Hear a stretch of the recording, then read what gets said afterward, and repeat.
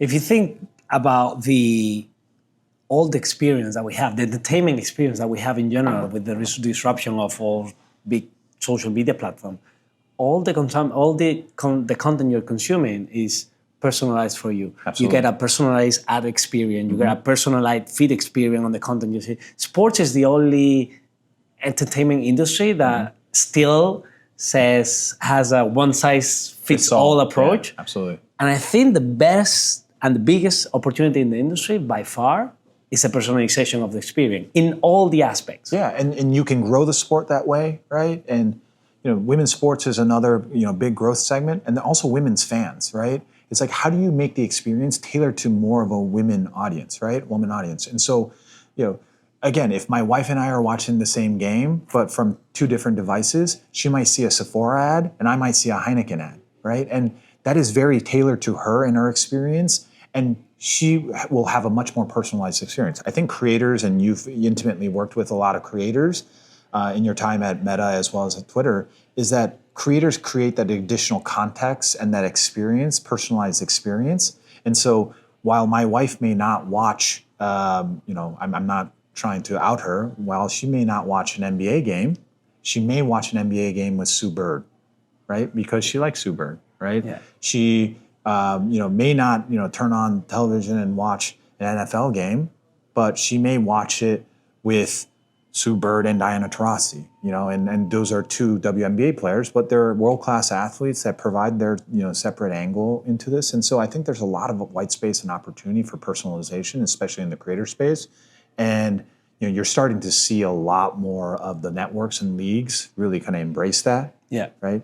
You're seeing that like iShowSpeed, and Kai Cenat are invited to every single draft and NFL and NBA All-Star because they bring a fresh new audience that's not watching television, that are on their YouTube channels, and hopefully, that audience comes with them because they are, loyal to the creators themselves. And so I think there's a lot of opportunity for growth in really helping to bring that live audience back, because there's nothing more precious of an IP in our industry than live sports rights. And we have to protect that at all costs. And how you protect that at all costs, you have to ensure that the next generation wants to watch that live. Yeah, and in a world where everything is consumed on demand, sports is the only thing that is consumed live by appointment, and it's going to be one of the few or the only entertainment product that is not going to be disrupted by AI, because at the end of the day, what people like about sports is that sense of human achievement. And you're never gonna get that with robots playing football. I cannot imagine a world where people would prefer watching robots playing basketball than actual people playing basketball. Yeah. And as AI become more prominent in the entertainment space, I think the role of sports is gonna be more important. Absolutely, and the other side of AI is going to help us be smarter and be much more data-driven and informed about personalization, right? Where you can take different interest graph of an individual and maybe activity off platform based off of who they follow, what tweets or posts that they engage with, right? And then how do you build an interest graph that is purely Kike and purely Bo, and surface and create discoverable moments, in these live moments that's personalized to me and Kike. But also, it's very similar like the curation feature on Netflix of, if you like this show, you may like this, right? Or on Spotify, if you like this playlist, you may like this, or this new artist came out, right? And so it ensures greater discoverability, where normally you may not tune into a certain event or a certain sport, but you're more likely to because it is personalized to you and it helps you inform the discoverability element of it. We are in a time where, and I say this a lot in a lot of meetings and in a lot of our conversation, we're in a time where it's not anymore the user that looks for the content, it's the content that finds the user. And that discoverability point, it's key. And I think it's going to be one of the biggest opportunities also, and one of the things that we really need to figure out as an industry. Absolutely. And I know you're in the investment field, so why is the protecting the premium nature of live sports so important? Team valuations, my honest belief is that it needs to be grounded in a solid discipline, math. And up to this point, you've seen these escalation of valuations. One, yes, of course, one is driven from scarcity, right? But two is that it's a reality where we've run out of billionaires in the world to actually buy teams at the soaring valuation prices, right? Where we opened up to private equity shops and funds as well as sovereign funds. So that is going one direction, right?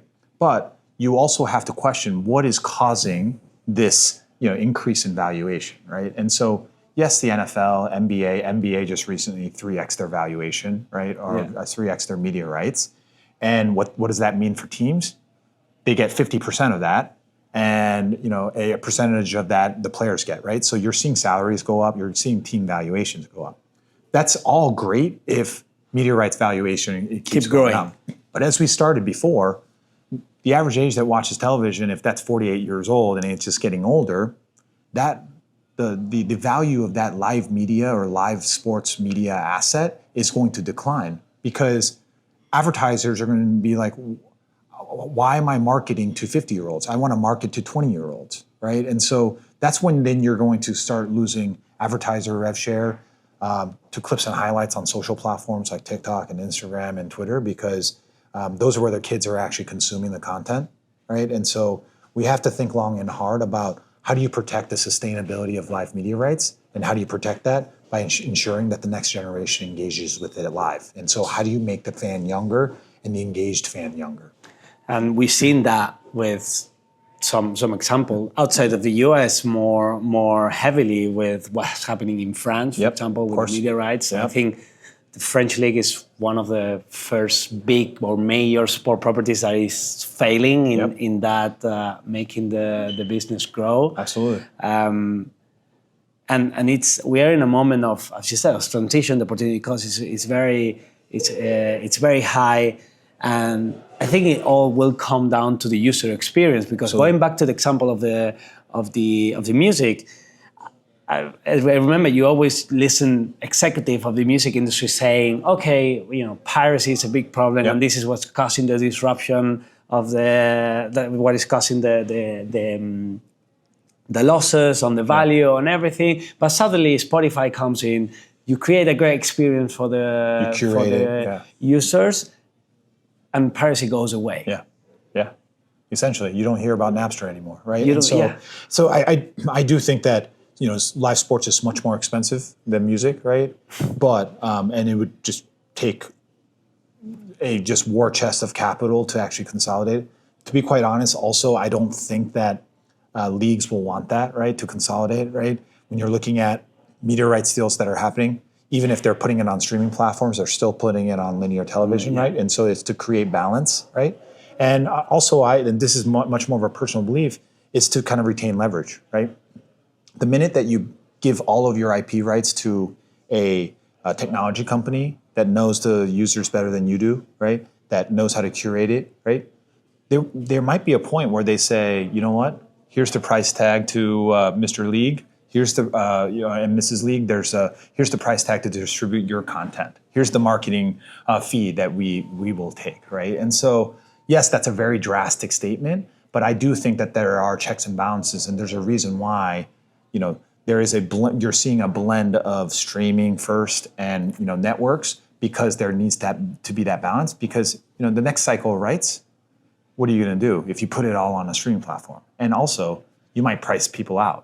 The same way that we are pricing out professional teams to one single individual, right? And so I think there's a lot of intricacies that are involved with it, but definitely we're in this transitionary phase of still investing in distribution pipes of legacy platforms, but also of the future, which is streaming.